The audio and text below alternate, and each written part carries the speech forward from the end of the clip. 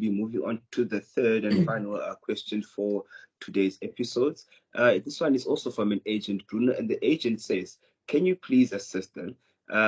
They state that I'm busy working on a lease and both the landlord and the tenant are foreigners.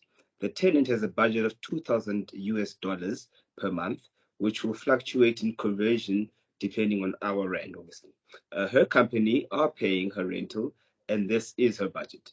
Now, the two questions that then come from this is that, can a tenant, Bruno, pay a landlord into a foreign bank account without implications to us, which is Uruguay to UK? And then secondly, the last question, or the last leg of the question is, can our lease agreement be structured in dollars? Bruno? Sure. Different laws and different issues are going to apply to this question. So we'll try to answer as much as possible. And in each different field, but a person would have to have consideration of each field when making a decision like this. So on a very basic level, can a lease agreement or can any agreement be based on foreign currency versus local currency, rand? There's no issue with that, right?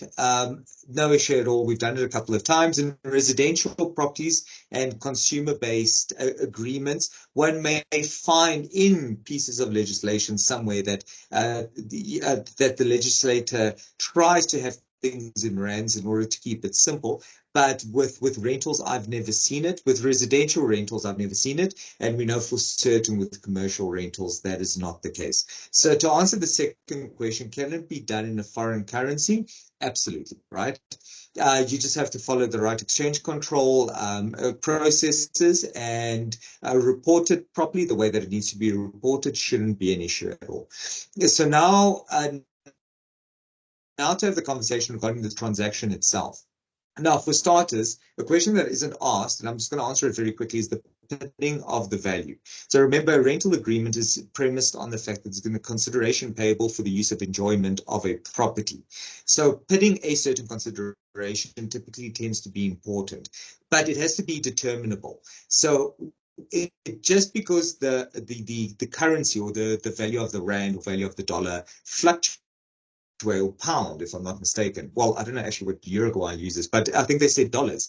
The value might fluctuate, but it is determinable because there are ways of measuring the dollar value versus the rand. Just because the rent might differ on a month-to-month basis isn't a problem, because in terms of the agreement, if a value of $2,000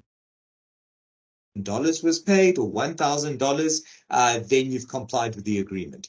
If you want it in rands, then the person paying the amount needs to ensure that the amount that they actually pay in dollars is equivalent to the amount that you expect to receive in rands. So the wording of the agreement is going to be very important, because on whose shoulders does the obligation fall to ensure that a specific amount is paid? So that's also something to just look into. I mean, it's like completely off topic, or not completely off topic, but as a digression, something like TPN, as an example, is going to struggle with this tremendously, because they're not geared for fluctuating rentals in foreign currencies. So like trying to report this tenant for not paying isn't going to be particularly easy, but I mean, that's just a side note. Now, so that deals with the rental component and deals with the transaction itself.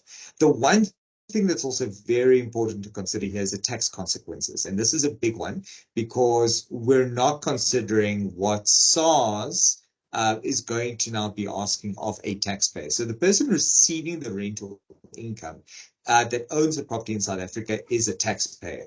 Now, in our law, residents, so a tax residents, have to pay tax on all income received worldwide, and non-residents need to tax on any income sourced from South Africa.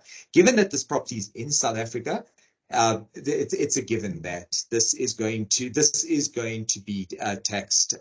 This is going to be taxed locally. So the fact that the viewer is asking where the money can be transferred abroad from one country to another for services rendered in South Africa.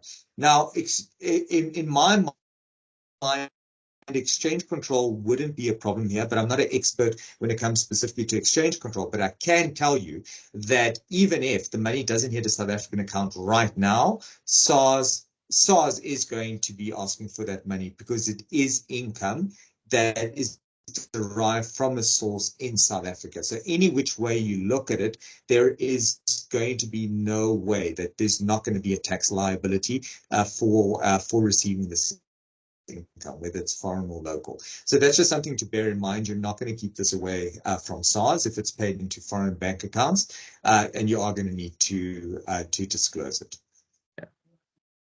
Yeah. So thank you very much there, Bruno. We do apologize for the images keeping still from time to time, but we did get the sound very good, loud and clear. And that does bring us to the end of today's questions and answers, and we will be looking forward to seeing you guys again next week. Thank you very much. Thanks, guys. Thanks, guys.